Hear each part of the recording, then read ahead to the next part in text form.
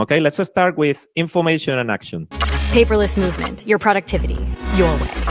So you have to choose a tool for your information. Well, first off, it's crystal clear that you need to define minimum amount of workflows, okay? Like something pops up in my head and I want to write it down. I go to meetings and I write the things down. I don't know what your situation is. The point is choosing a tool that perfectly fit those workflows. You need to try them all.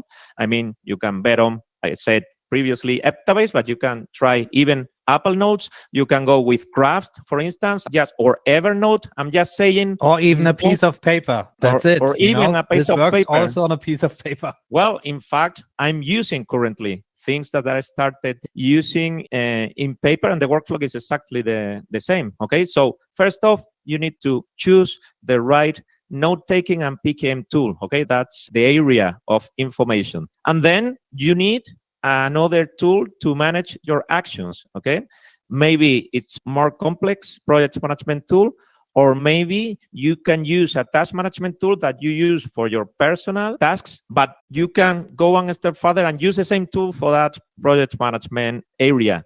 That's why I've said ToDoist, but well, it's up to you, okay? It's up to you. The point is that it's the moment, for instance, imagine that you have chosen, I don't know, Evernote for information. You say, well, when I'm on mobile, I cannot capture the things correctly. Then you start looking for something to improve, to enhance that part of the information world that it's capturing, that it's the first stage.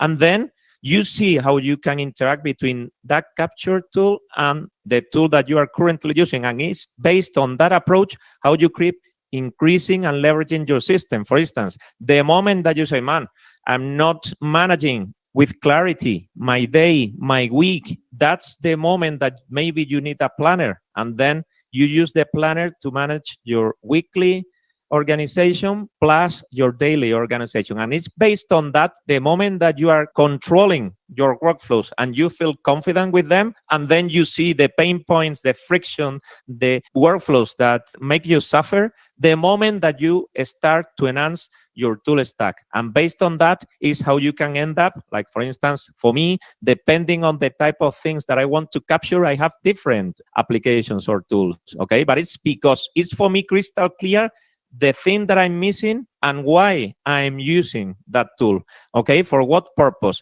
The moment that you have crystal clear why you are using a certain tool and the specific workflow and how everything runs smoothly is the moment that you have a productivity system end-to-end that works perfectly no matter how many tools you are using. But I think that bottom-up approach, because for instance, this comes from the other day, that there were people obsessed with using Sansama as a planner when there was no need at all to use a planner, because just by looking at the project management or even the task management tool, they know perfectly their planning, their priorities, and the task that they should be focusing on. And you have to think that the more tools you add to a tool stack, the more complexity you are adding. And you have to have such a clarity of vision, of workflow, of steps you need to run through to use every app that always less is more. Yeah. We focus on simplicity, and you need to add complexity the moment that the simplicity is becoming complex, okay? The moment that you have such a simple tool stack that you are suffering, constantly suffering friction points, painful situation, and you feel that you are wasting time or energy, is the moment that you need to add that complexity, because that additional tool is the one that will solve those pain points. And that's the approach. Everybody